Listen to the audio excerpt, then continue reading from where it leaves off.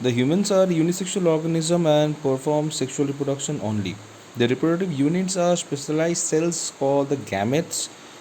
which undergo fusion or the process of syngamy, for which after which the zygote is developed, and the zygote then grows internally within the uterus of the mother. Now, the six organs are what is known as the gonads, and then along with the gonads, there are some supportive accessory organs that are there present, which in total forms the genitalia of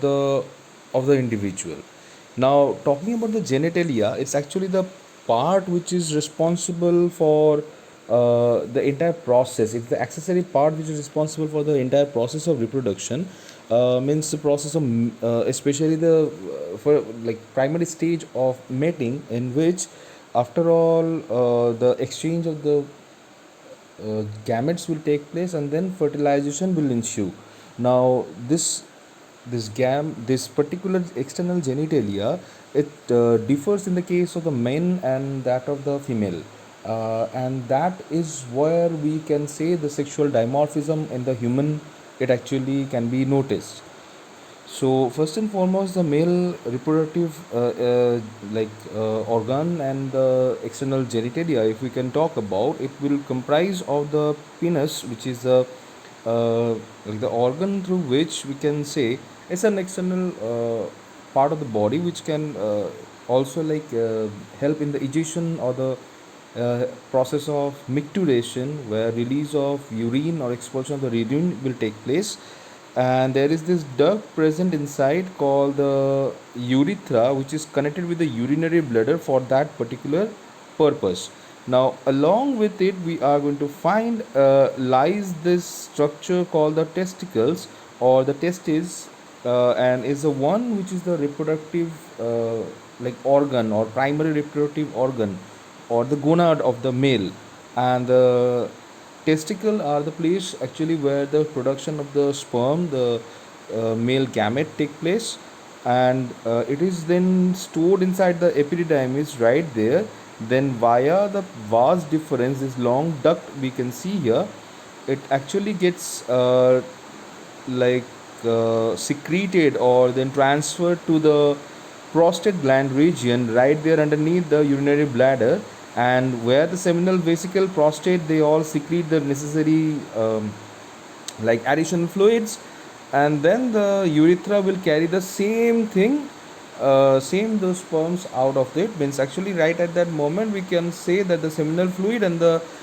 reproductive cells, they form the semen of the male, and that fluid, it actually it's then pushed out of the body via the ciliary muscles are there, and also at the same time there are muscular structures right there present in the entire of this portion, which actually help in the uh,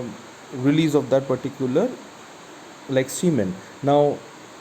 during that process, since it's actually the common duct that will be used, means the urethra is actually the common duct for both urinary expulsion and the semen expulsion. So it is actually this particular uh, tract, it needs to be prepared before the process of expulsion of the semen, because the semen doesn't like the environment that the urine has created inside the urethra. For that particular reason, there is actually a small gland right around this particular section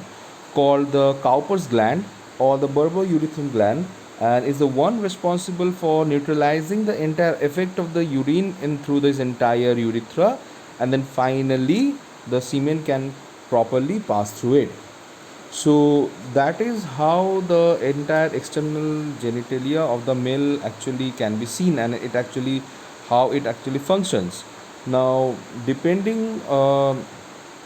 this is the structure for the male. So the similar thing can be observed in case of female. Of course, the structure will be different as there is sexual dimorphism there. So in case of the female, the reproductive structure is what is called the vagina, and there we are going to find that the external genitalia, or which is the outermost part of it, which is known as the vulva, the female reproductive system, is where is like all the section, like the structure is made such a way that it's actually a long tube for like the For the process of the mating is actually there is this long vagina that is kept where the exchange of the fluid takes place. Mainly the seminal fluid actually is getting dispersed right there, and through the cervical region, this the cervix or the cervical region, it enters into this womb. So there in the uterus we find that the semens are going to go, and then from there via the this particular duct which is known as the fallopian tube or the uterine tube, it actually gets passed straight onto this particular section, the infundibulum area, where we will find that the ovary which is there connected with the ligament with that of the this uterus is actually the ovary is going to release. The ovary is the gonad of the female, primary sex organ of the female, and from there one ovum is released in either of the side, and that ovum will now get fertilized right there in this particular section. And then after fertilization the development of the zygote will begin, and then slowly the developing zygote will come and sit on the uterine wall anywhere in this area, and there the development of the baby will take place. Means that particular zygote which is now developing into an embryo will now keep on growing and developing, and finally the fetus will develop and the fetus will grow inside. So that is the like process of gestation. It will be all discussed in detail later on in another video. Now for the process is for the external genitalia as in concern. So the external genitalia will be concerned like it can be like sectioned, or it can be like distinguished as this anterior structure of the vulva, which are like the flap like structures of skin, longitudinal folds of skin called the labium minus inside, and the labium majors or the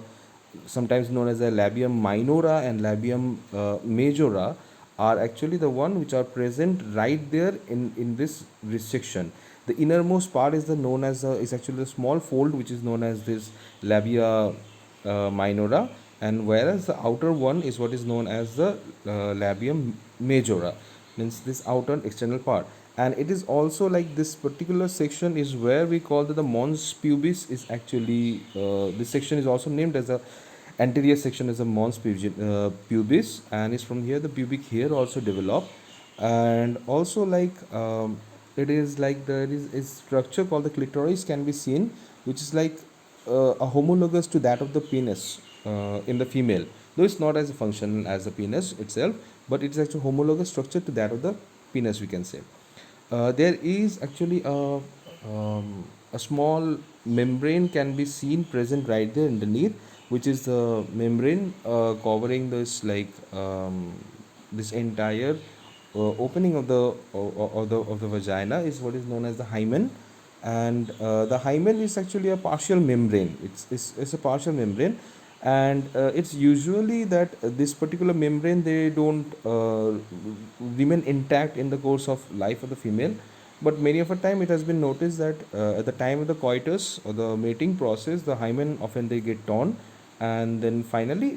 like the vaginal orifice it opens up for like the process of the mating or the coitus interruptus, you can say. And it is actually that the vagina it keeps up it keeps the is in an acidic pH range to prevent any kind of organism from like microorganism especially to invading that area, which may lead to uterine infection. But it is usually like this particular area they have a little bit of lactobacillus growing there, which creates an acidic pH of 4, thus keeping like that area a bit like safe for the entire process of coitus, and also for the like the birth canal. When in this area actually it also behaves as a birth canal, because the baby will be pushed out from this particular end only, sorry, from this particular end only. So this birth canal is also like it as for the protection of the entire thing. Actually this is kept under acidic condition. Now the thing is like this structure, this entire structure is actually what is the external genitalia of the female. But you can notice unlike the male, it's a completely separate system. because in female the uterine system it works separately, means I mean the entire reproductive system it works is as a separate unit, and the urinary unit is also a complete separate unit, means the process of urination it actually takes place through a complete separate duct, means the urethra is an entirely different duct. So that way, the male actually have the common urinogenital duct, whereas the female only have a separate urina and a separate genital duct.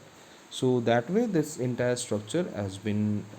like designed or devised, you can say, in the case of like human.